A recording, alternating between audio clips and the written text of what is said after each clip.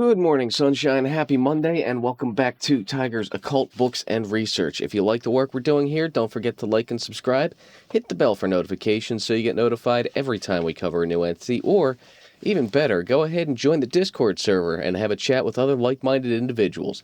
I'm your friendly internet paranormal researcher and investigator, Dr. Morris, and today we're actually going back to Egypt to cover a surprisingly friendly spirit of the dead, Amentat, or Amentat, depending on how it's been translated. Referring to our main reference text, Illy's Encyclopedia of Spirits and Bain's Encyclopedia of Spirits and Ghosts in World Mythology, and of course a smattering of further research, I'm going to tell you where it comes from, how to identify it, what it does, we'll address any ethical concerns, and then we'll make sure we go over safe interaction with the entity if you should ever come across it during your travels, although honestly, if you come across this one, you're in more trouble than I can help you out of.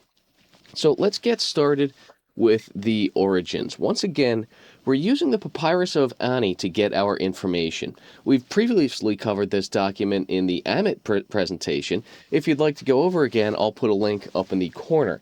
Outside of that, there's really not much to be said of the origin information. We already covered it before in the previous presentation. So let's move right along into the physical identification methods.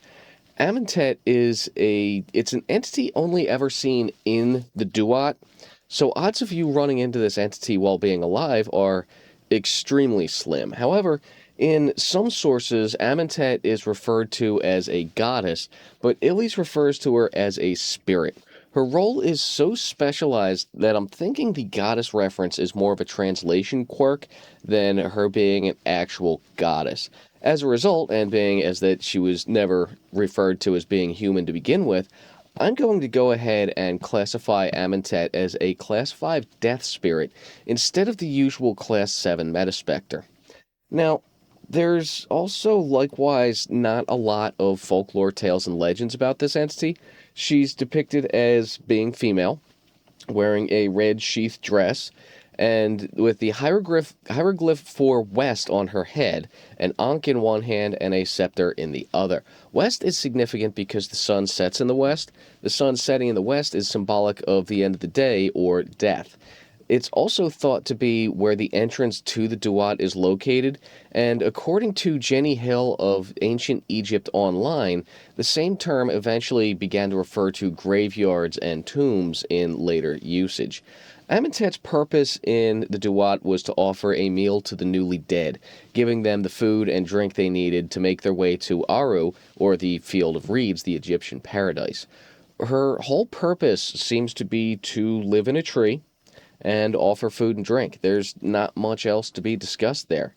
As far as the ethical considerations are concerned, like I said, this entity doesn't seem to leave the Duat at all, and her purpose is pretty benevolent. She's not hostile or anything. So that brings us to the safe interaction protocols. If you're encountering Amentat, like I said, you're probably already dead, and there's no advice I can really give you to help you out.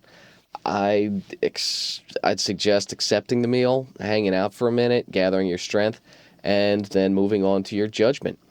Hopefully, Amit won't eat your heart. Anyway, that's about all the information I was able to dig up on Amentat. I know there's not much, but I hope you found it informative nonetheless. As always, make sure you like, comment, share, subscribe, all that good stuff.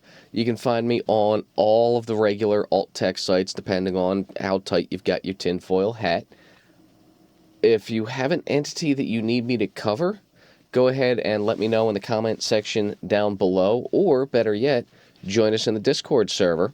The link is also in the description box down below. Till next time, fellas, I'll see you down here at the lab.